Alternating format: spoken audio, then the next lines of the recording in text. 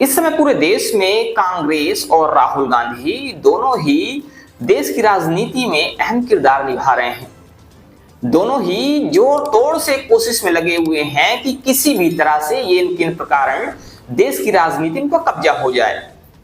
आखिर कोशिश होनी भी चाहिए, क्योंकि 70 साल तक जिस पार्टी का, जिस परिवार का देश की राजनीति पर कब्जा रहा, अब वो पार्टी लगभग 10 साल से देश की सत्ता से बाहर है, तो खलबली मचना तो लाजमी है। आपको बता दें कि इस समय कांग्रेस में हलचल मची हुई है। कांग्रेस नेता राहुल गांधी इस समय बहुत ज्यादा परेशान है। परेशान होने की वजह है क्योंकि वो लगातार कोशिश के बाद भी देश की राजनीति पर अपना पक्ष नहीं रख पा रहे हैं, देश की राजनीति को प्रभावित नहीं कर पा रहे हैं, देश के लोगों को प्रभावित नहीं कर पा रहे हैं। तो अब उन्होंने एक नया फार्मूला खोज निकाला है, और नया फार्मूला यह है कि पूरे देश को जातियों में बांट दिया जाए।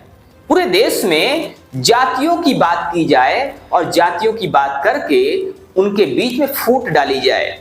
ये फार्मूला कुछ वैसा ही है जैसा फार्मूला लेकर अंग्रेज देश में आए हुए थे। उन्होंने कहा था कि फूट डालो और राज करो, और उन्होंने काफी हद तक इसमें सफलता भी पाई थी।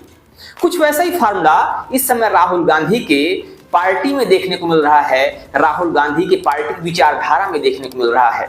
वो लगातार काम कर रहे हैं, लगातार कोशिश कर रहे हैं, और हर जगह एक जहरीला भाषण दे रहे हैं, जहरीला बयान दे रहे हैं। बयान कुछ वैसा होता है कि ये बताओ कि आप इस देश में कितने परसेंट हो, इस देश में पिछड़ा कितने परसेंट है, इस देश में दलित कितने परसेंट है, इस देश में ये जाति कितने परसेंट है, इस देश में कुर्मी कितने परसेंट है, इस देश में अहिर कितने परसेंट है। इस देश में तरह तरह की जातियों का नाम लेकर वो देश की जनता को बरगलाने की कोशिश कर रहे हैं।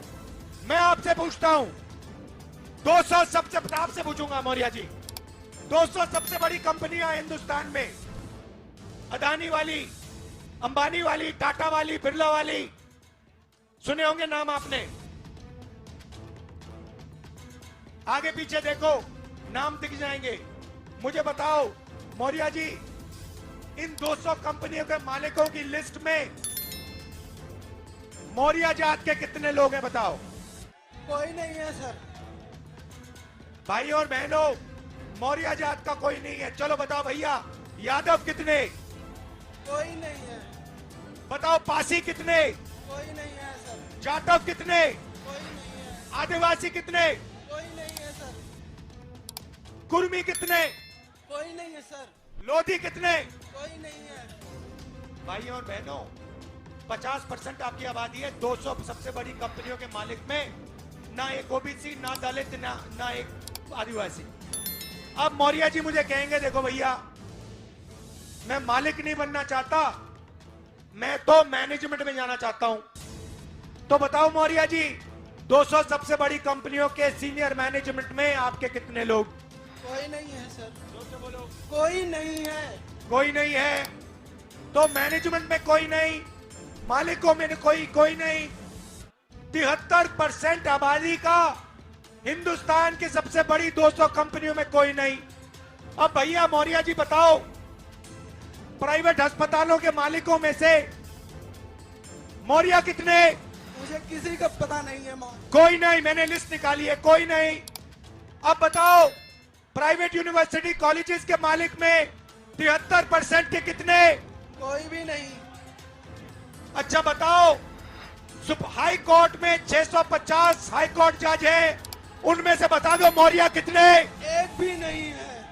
मुझे बताओ मौर्य जी, ये मीडिया वाले चक्कर काट रहे, इनके मालिकों में से मौर्य कितने? कोई भी नहीं है। ओबीसी कितने? कोई भी नहीं। दलित कितने? कोई भी नहीं। पिछड़े कितने? कोई भी नहीं है। अब बताओ, मीडिया में कोई नहीं, सबसे बड़ी कंपनियों में कोई नहीं, तुम कोर्ट्स में कोई नहीं, तो मौर्य जी तेरे आदमी है कहां? कहीं नहीं है सर। तेरे आदमी मजदूरी करने देश में। मनरेगा की लिस्ट निकालो, ओबीसी दिखेंगे, दलित दिखेंगे, आदिवासी दिखेंगे। कॉन्ट्रैक्ट लेबर की लिस्ट निकालो, ओबीसी दिखेंगे, आदिवासी दिखेंगे, दलित निकलेंगे। लेकिन जहां कुछ लोग राहुल गांधी की विचारधारा से प्रभावित हो रहे हैं, वहीं ज्यादातर देश की जनता का तबका ऐसा है, ज्यादातर लोग ऐसे हैं जो राहुल गांधी की विचारधारा से मैच नहीं करते हैं, राहुल गांधी की विचारधारा से जिनकी विचारधारा मेल नहीं खाती है, और इसी वजह से राहुल गांधी बार बार एक फ्लॉप लीडर साबित हो रहे हैं। आपको बता दें कि पिछले दिनों राहुल गांधी के ऐसे कई वीडियो वायरल हुए थे जिसमें वो ऐसे उलझुल बयान देते हुए देखे गए थे।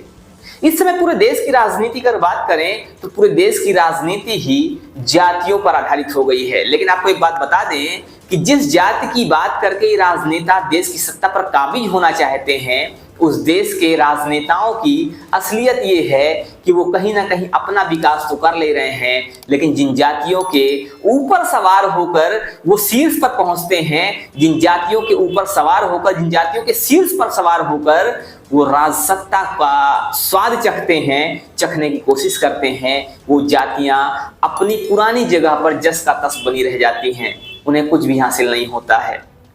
और शायद यही वजह है कि अब काफी लोग ऐसे हैं जो इस राजनीति को जान गए हैं, इस राजनीतिक विषाद को जान गए हैं, इस चाल को जान गए हैं, और इसीलिए वो इसमें फंसने के मूड में नहीं है।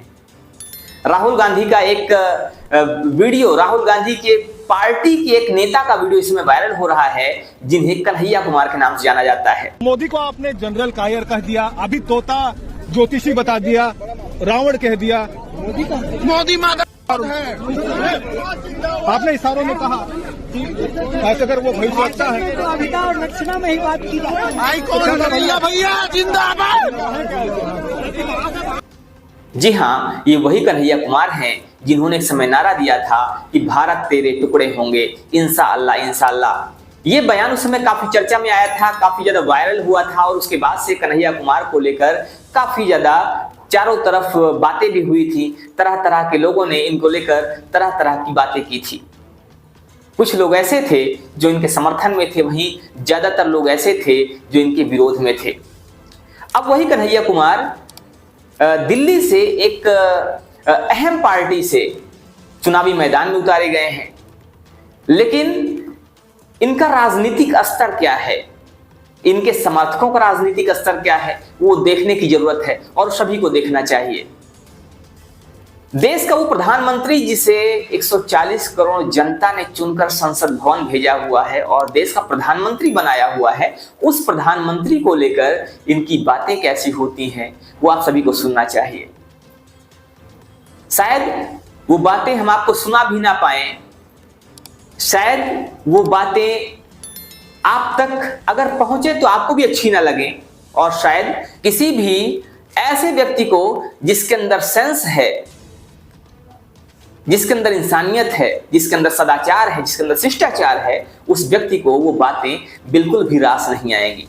जिस देश को पूरे विश्व में प्रधानमंत्री के रूप में एक व्यक्ति रिप्रेजेंट कर रहा हो, जिस देश को एक व्यक्ति प्रधानमंत्री के रूप में लोगों के सामने पेश कर रहा हो, लोगों के सामने एक पूरे देश के रूप में, पूरे राष्ट्र के रूप में एक अच्छी छवि बनाने की कोशिश कर रहा हो, उसी प्रधानमंत्री के लिए एक तथाकथित नेता के समर्थक गालियां दे रहे हैं। तो भी गालियां सामान्य नहीं, उसको मां की गालियां दे रहे हैं। एक शिक्षित राष्ट्र के लिए एक व्यक्ति, एक ऐसा व्यक्ति जो अपने आप को नेता कहता है, एक व्यक्ति जो अपने आप को रिसर्च स्कॉलर कहता है, और उसी के साथ के समर्थक प्रधानमंत्री को मां की गालियां देते हैं और वो बहुत आराम से सुन रहा है।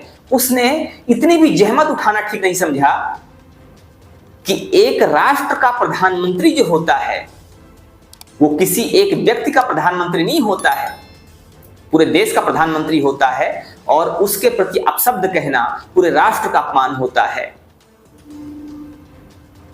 तो कांग्रेस की नीति है, कांग्रेस की नीयत है। हालांकि हम इस पर कुछ नहीं कह रहे, लेकिन इस पर सवाल उठना लाजमी है, और ये सवाल आज सोशल मीडिया पर उठ रहे हैं।